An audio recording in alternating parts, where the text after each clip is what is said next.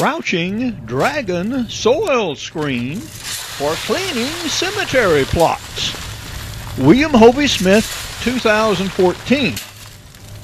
I am the author of the forthcoming book, Profit, and this is a small aspect of one of the businesses that I describe that can actually be turned into $1 million or maybe even $1 billion businesses.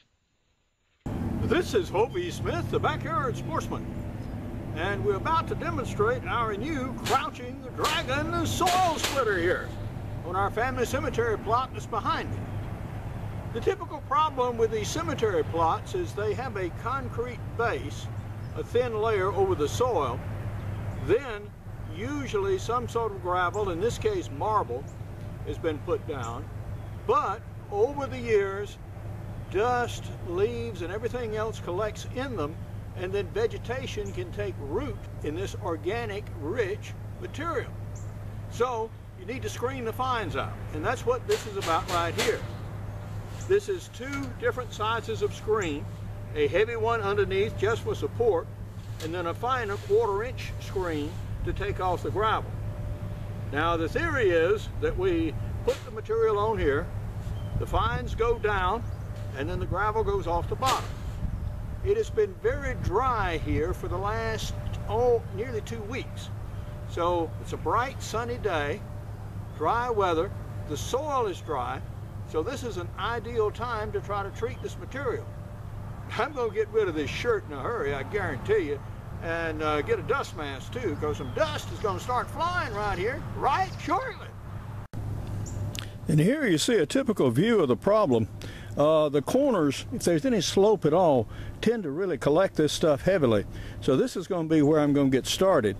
And the first thing I'm going to do is remove everything down to the concrete itself, and then set up the instrument and start the separation process. I now have about 1/3 of the plot done.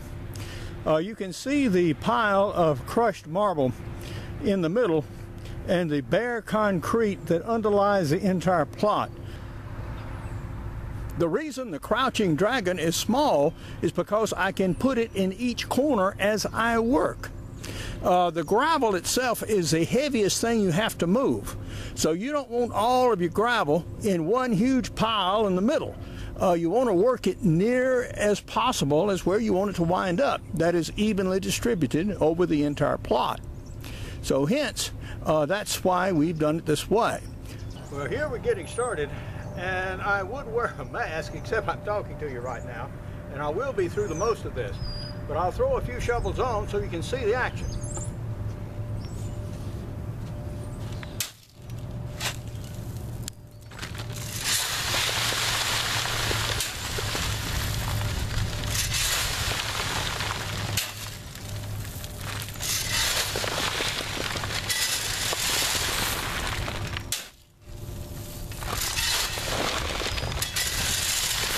This will give you another view of it working.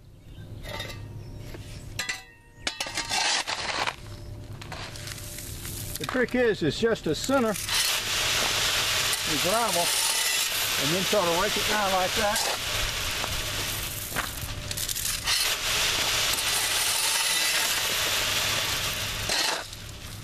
On a later modification, I'll probably put a little rails on the side, because I see we're losing some off both sides there.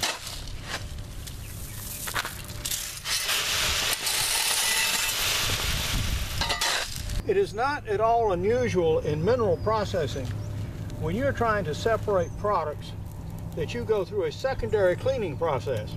As you see, there's still a fair amount of gravel in these fines, and so I'm going to sieve it one more time to get a cleaner separation of the gravel.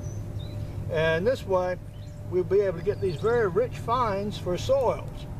Now this dead people dirt, as you might want to call it, is very rich indeed. And it's just the thing for, say, rooftop gardening or other things in metropolitan areas where you're having to relocate something, because that's good, rich soil. That will grow anything. Yeah, you put something in this stuff, I guarantee you, it'll grow. One nice thing about using tarps, and I should have actually done this a little bit before, is you can take your material and you can move it around. Of course, you don't want a ton of it on here, but yeah. See, we can shift it around from place to place pretty good. So I'm now going to start sieving this stuff and see if we can get a good bunch of fines to actually sack up and take out of here. Well, it's been 4 hours and it's time for a break. What we've done thus far, we've completely processed this pile. For processing more or less a ton of crushed marble. It did fine. You'd never know it'd been used. The screen is just as taut as it ever was. There are no breaks in it, no tears in it. It didn't want to pull away. No sags in the middle. Loading just a shovel full at the time. No problem. And handle that just fine. So yeah, I mean, that setup could be used for years without any problems at all. We've got most of this third of the lot cleaned and back on the concrete, about to do the last right here. Yeah, about 4 hours is all I'm good for at 72, I'm afraid.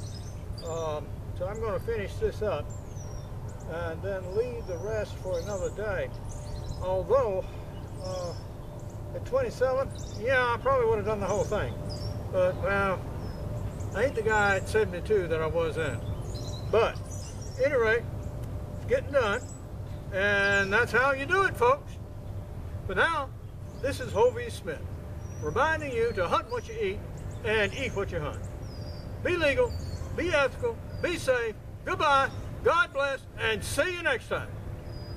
The first promotional video on my book, Profit, is available right now on my YouTube channel. Now, I am the author of a series of prize-winning books, including Extreme Muzzleloading, Backyard Deer Hunting, Crossbow Hunting, and Practical Bow Fishing, available as softcover and e-books.